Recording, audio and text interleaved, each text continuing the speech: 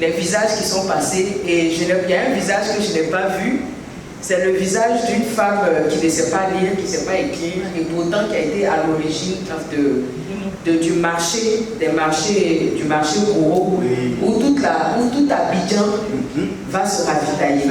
C'est une femme qui ne savait pas lire, qui ne savait pas écrire, Nantilou, Rosalie, et puis toutes ces femmes Goro qui ne se sont pas laissées arrêter par leurs limites, parce que c'était la limite de l'analphabétisme, et pourtant qui ont vraiment marqué le paysage de la Côte d'Ivoire, parce que grâce à elles, nous mangeons.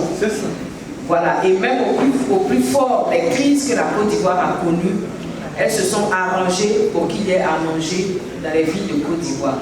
Et ça, je pense que la vidéo est à compléter avec ces visages-là, de femmes qui ont exercé un leadership, mais vraiment incontestable en Côte d'Ivoire.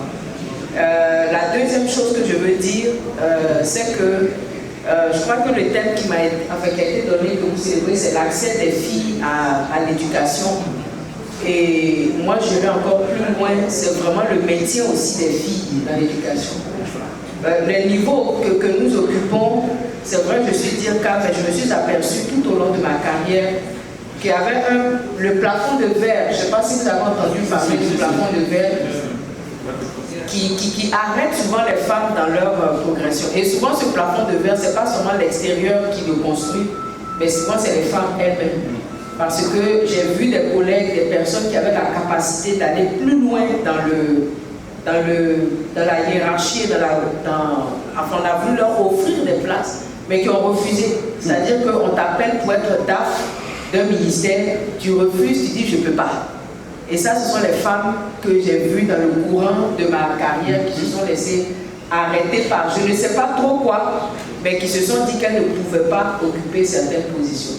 Et souvent, on se retrouve, quand il y a des réunions entre plusieurs ministères, je peux me retrouver peut-être la seule ou juste deux femmes autour de la table de ceux qui doivent prendre des décisions pour le pays.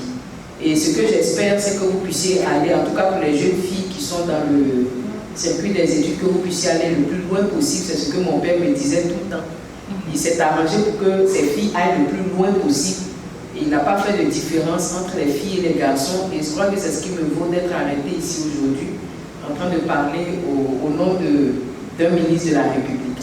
Donc vraiment, toutes mes félicitations. Et la Journée internationale des droits de la femme, c'est vrai qu'on porte le pain, mais il faut mettre l'accent aussi sur les droits des femmes. Voilà, c'est quelques mots que je voulais